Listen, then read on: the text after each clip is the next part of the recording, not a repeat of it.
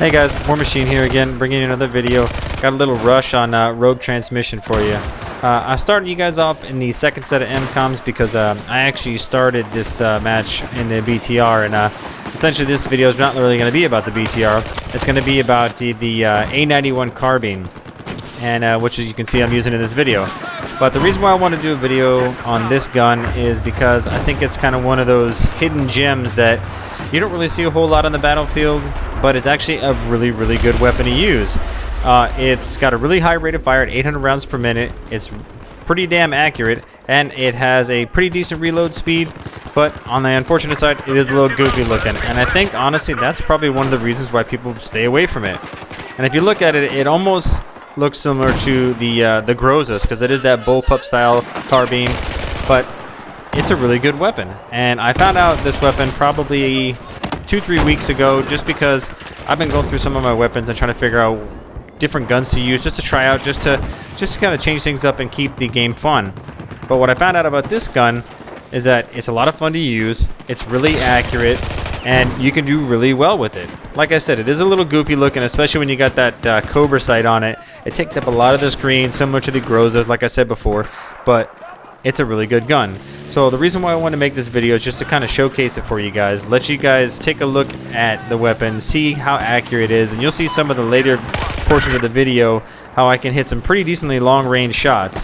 So, you know, as we're moving from the second set of MCOM down here to the third set down under the radio tower here, or the satellite dish, things start to get a little hairy, and this is where you can kind of really see where the A-91 shines in close quarters with that 800 rounds per minute. A lot of people don't really know about this gun, and the reason why I say that is because I don't hardly ever see anybody using it.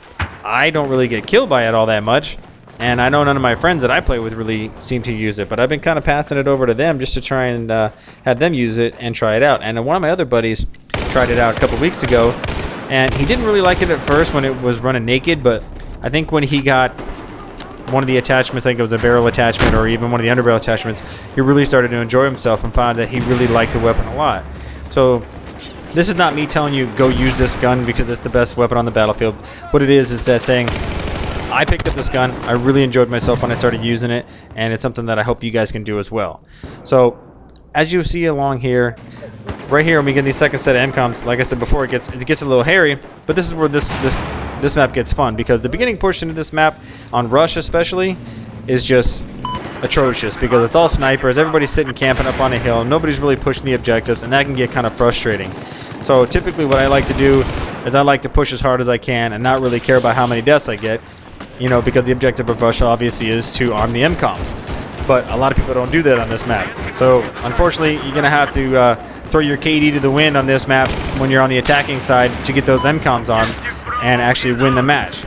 Because in the beginning, you don't really see it because I was in the BTR, but there wasn't really a whole lot going on. Nobody was really pushing. I wasn't having a lot of fun, and it was just kind of lackluster and kind of boring. And I almost quit out of this map because it was just so boring.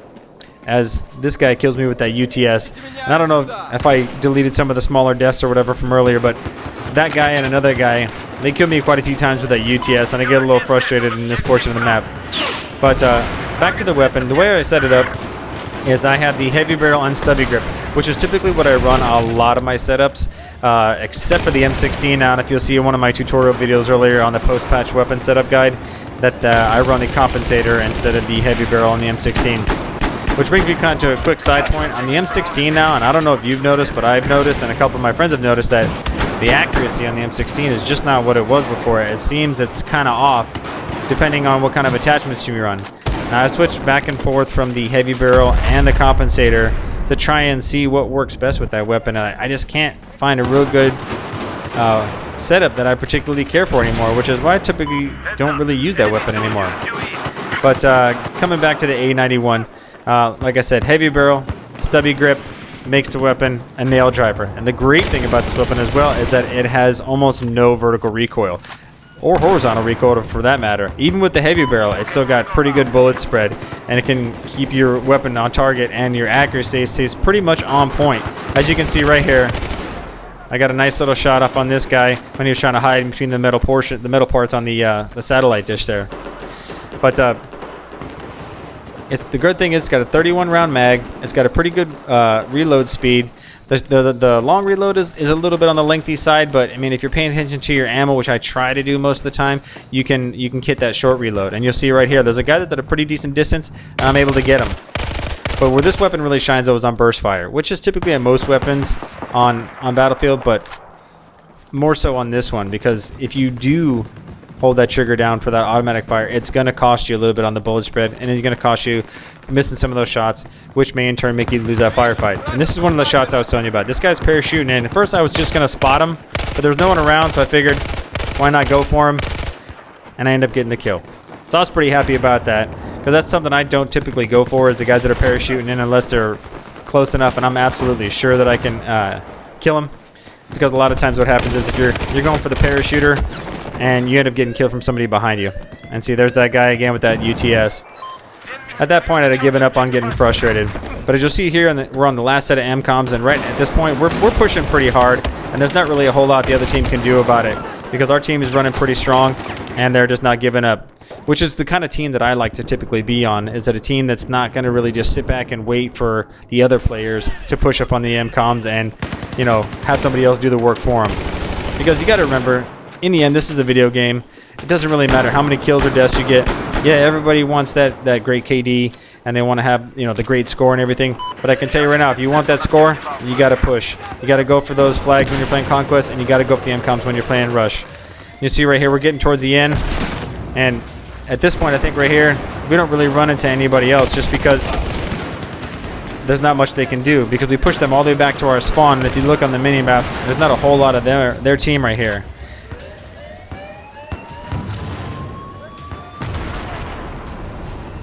And there you have it, folks. I think we just took the match on this one. And like I said, I hope you guys really enjoyed the video. Get out there, try the A-91, set it up how you want, have some fun with it. It's just one of those hidden gems that you don't get to try a whole lot. And I hope you guys enjoyed the video. Please like and subscribe.